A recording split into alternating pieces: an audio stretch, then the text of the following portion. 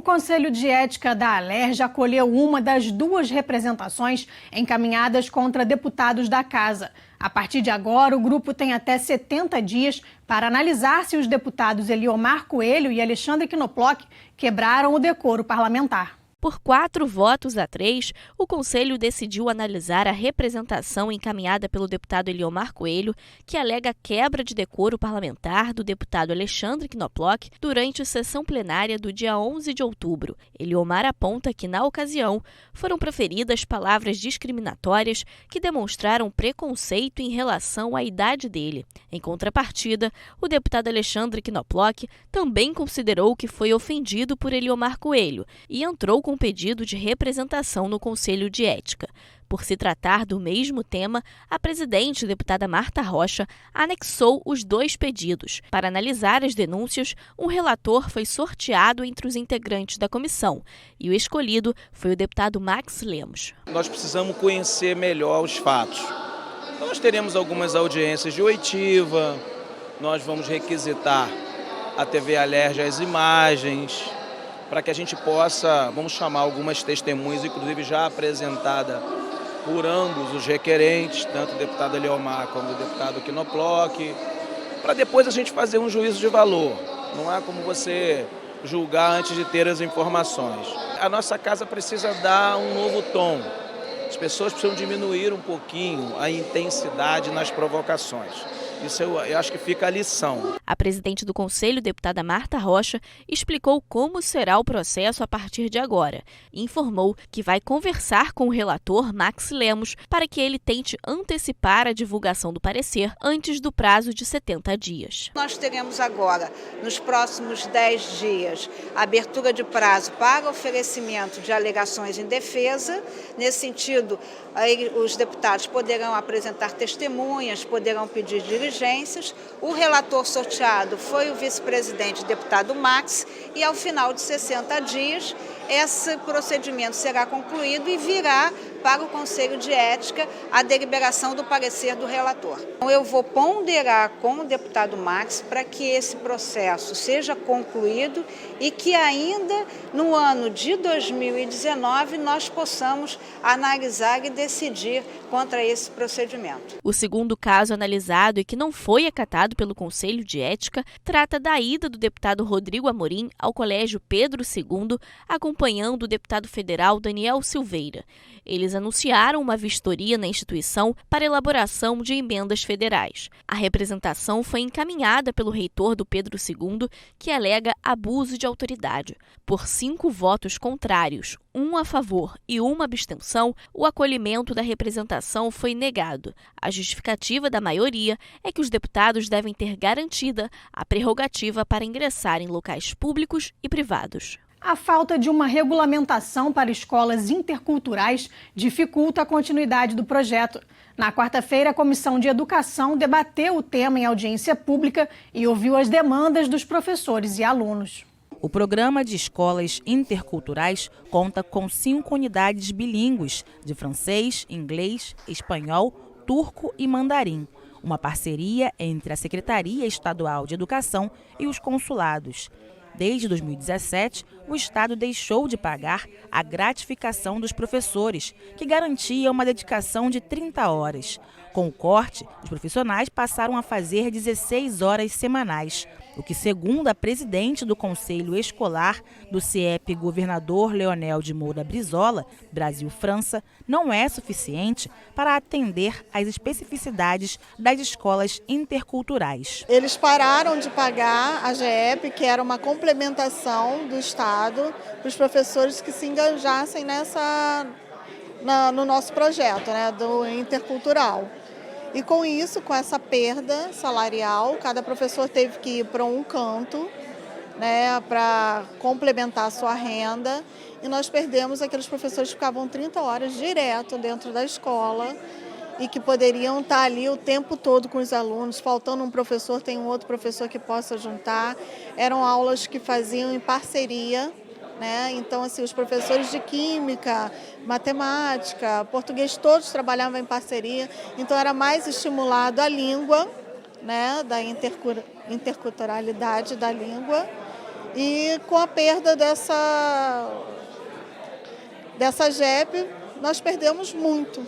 Já os alunos reclamaram do fechamento de salas, falta de internet e até de segurança.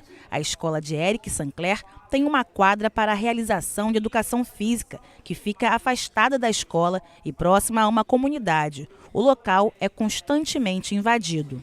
Os moradores da comunidade, em volta da quadra, eles invadem a quadra e lá eles fazem tudo e muitas das vezes, nós não podemos ir lá por conta, a professora, não, gente, não tem como, porque também tem um matagal em volta, isso gera um medo, também tem um vestiário que foi totalmente saqueado por moradores, levaram tudo.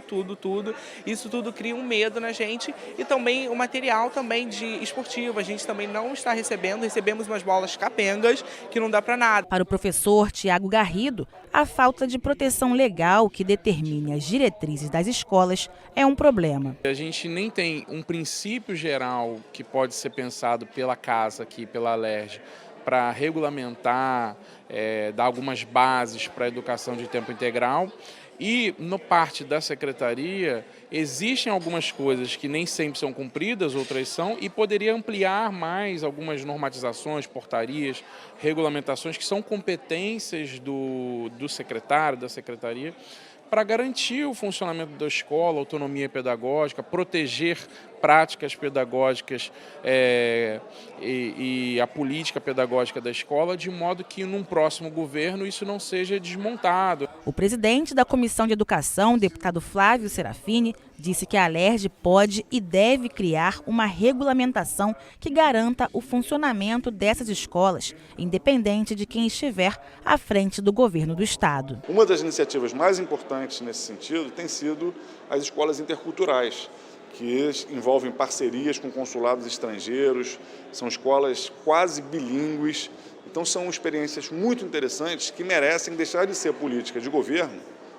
inclusive que já acabaram, que tiveram a iniciativa de criar essas unidades, e passem a ser política de Estado, tendo uma regulamentação através da Assembleia Legislativa que faça com que o projeto seja duradouro e perene, trazendo uma experiência importante de educação de qualidade no nosso estado. Durante a audiência pública da Frente Parlamentar em Defesa do Sistema Único de Assistência Social, foi discutido o decreto da Prefeitura do Rio, que autoriza a internação compulsória de pessoas em situação de rua. De acordo com o secretário de Assistência Social do Rio, a crise econômica do país fez aumentar o número de moradores de rua em todo o estado. O assunto tem sido tema de debates entre os profissionais da área. Os técnicos destacam que o poder público deve assegurar acompanhamento médico, educacional e prepará-los para a inserção social. O aprimoramento das leis, quer dizer, a iniciativa da deputada Zeidan, o trabalho que é feito por nós na Secretaria, sempre de olho, visando realmente dar dignidade à população em situação de rua, promovendo a política de acolhimento, a política de realmente considerar esses indivíduos que estão em situação de rua como cidadãos da cidade do Rio de Janeiro. Desde 2014, a Defensoria Pública já conseguiu atender mais de 5.000 pessoas para identificação civil, título de eleitor e garantiu o retorno para as cidades de origem. Essa defensora disse que uma das preocupações dos defensores e também do Ministério Público é a possibilidade de internação compulsória desses moradores. Ministério Público e Defensoria Pública precisam ser notificados para evitar abusos, irregularidades, etc. E no momento que o decreto fica aquém da lei que regulamenta, ele se torna inconstitucional. Isso está sendo objeto, inclusive, de um projeto de decreto legislativo que está em trâmite na Câmara Municipal para sustar a previsão de que a Câmara pode, numa flagrante inconstitucionalidade, tentar sustar o decreto do Executivo por um decreto legislativo. Durante o debate, foram apresentadas propostas que serão incluídas ao projeto da deputada Zeidan sobre o tema. Uma delas é a questão da porcentagem do Fundo Estadual de Pobreza, para que a gente possa estar destinando só para a implementação de políticas públicas, um percentual a ser discutido ainda, para essa população em situação de rua. E o Ferriz, sou presidente da Comissão de Habitação, então o Ferriz também é importante porque uma situação né, a maior necessidade é a moradia. Então, o número é muito grande, né, esse déficit é muito grande no Estado e essa população ela tem que estar na lista de prioridades. Além do projeto de lei da deputada Zeidan e do cumpra-se de uma lei que nós temos do ano passado de proximidade, inspirada numa semelhante em Portugal, que é um sucesso, está ouvindo todos os profissionais que estão à frente das secretarias do município, secretarias de Estado, tem uma política comum. Por exemplo, primeira coisa, como arrumar uma política de emprego e uma política de habitação para quem está na rua. Se for essa pessoa ir nas filas de emprego, nunca vai conseguir. Relatório final da CPI do feminicídio foi aprovado por unanimidade na quarta-feira. Além das 126 recomendações à própria Alerj e aos poderes judiciário e executivo, o texto inclui 5 projetos de lei e 3 indicações legislativas. Entre os projetos está a criação de uma campanha de combate à violência psicológica contra a mulher, sugerido pela presidente da CPI, deputada Marta Rocha. A parlamentar lembra que o feminicídio é a última de uma série de violências sofridas pela vítima. Outros 2 projetos de lei propostos pela deputada são a utilização do formulário de avaliação de risco, o FRIDA, na rede estadual de atendimento e a disponibilização de um kit vestuário para que as mulheres atendidas no IML possam deixar as roupas para perícia, principalmente em casos de abuso sexual. A presidente da CPI também fez 3 indicações legislativas que foram incluídas no relatório.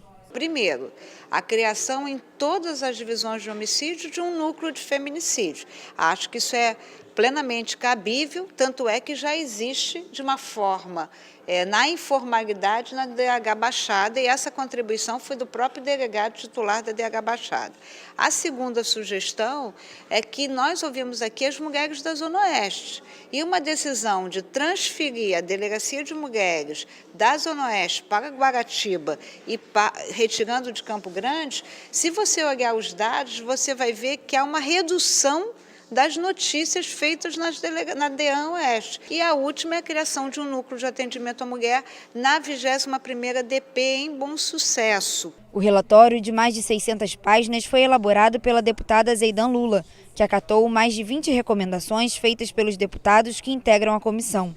A relatora destacou alguns pontos do texto que dão às mulheres vítimas de violência e de tentativa de feminicídio não só segurança para denunciar, mas assistência para retomar a vida após as agressões. O que mais me chamou a atenção foram 2 recomendações em relação ao que eu sempre falo do empoderamento da mulher, né, que seria as empresas que prestam serviço ao Estado, e aí nós estamos levando essa recomendação também para os municípios, que eles contratem, né, as mulheres que são sobreviventes de crimes de feminicídio ou que já tenham registro sobre violência doméstica. Então isso é um passo à frente, e como essa recomendação também tem uma que foi até proposta por mim, que é a de incluir também cotas, um percentual para que essas mulheres tenham direito, né, essas mulheres vítimas de feminicídio e de violência doméstica, nos programas sociais. Com a aprovação do relatório final, foram encerrados os trabalhos da CPI do feminicídio. A presidente deputada Marta Rocha fez um balanço dos resultados da comissão. Eu acho que esse trabalho foi, antes de tudo, um trabalho coletivo.